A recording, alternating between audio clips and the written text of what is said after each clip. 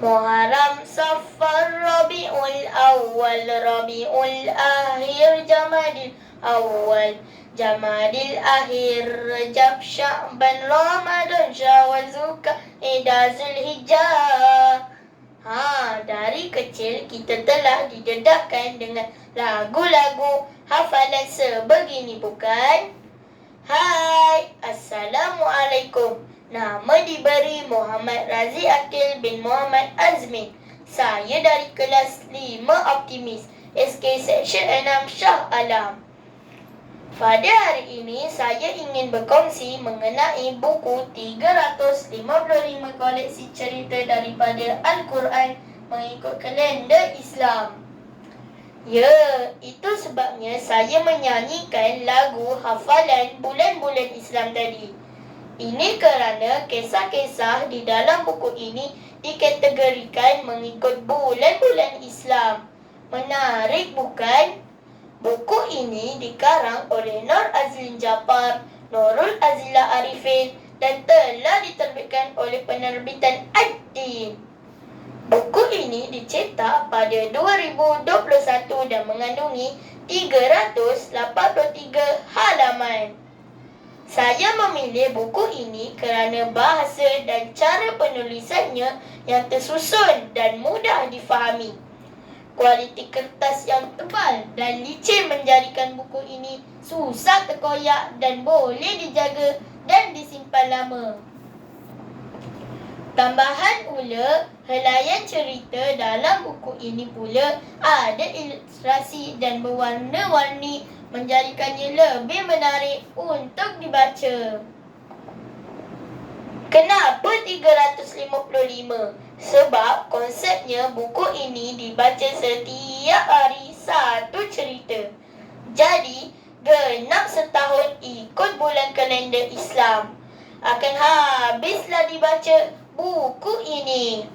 Jangan kata saya, ibu ayah saya juga tumpang baca sekali. Kisah-kisah dari Al-Quran kan semestinya banyak pengajaran. Di sini saya akan kongsikan sebuah cerita daripada 355 cerita di dalam buku ini. Tajuknya ialah Pengorbanan Siti Hajar yang berlaku dalam bulan Safar di muka surat 60. Siti Hajar mendapati bekal air kehabisan. Ismail alaihissalam menangis kerana lapar. Siti Hajar mula berasa susah hati. Di kawasan itu terdapat 2 buah bukit, Bukit Safar dan Bukit Marwah.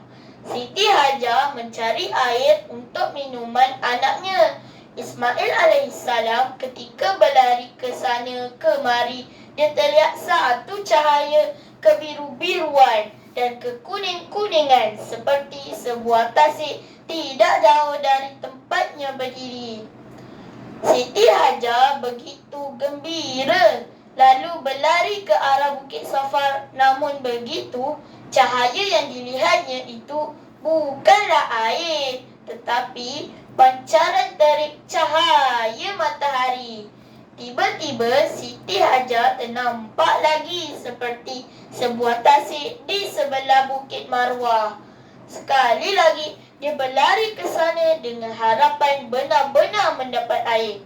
Apabila tiba di sana, dia kecewa lagi kerana itu juga cahaya terik matahari.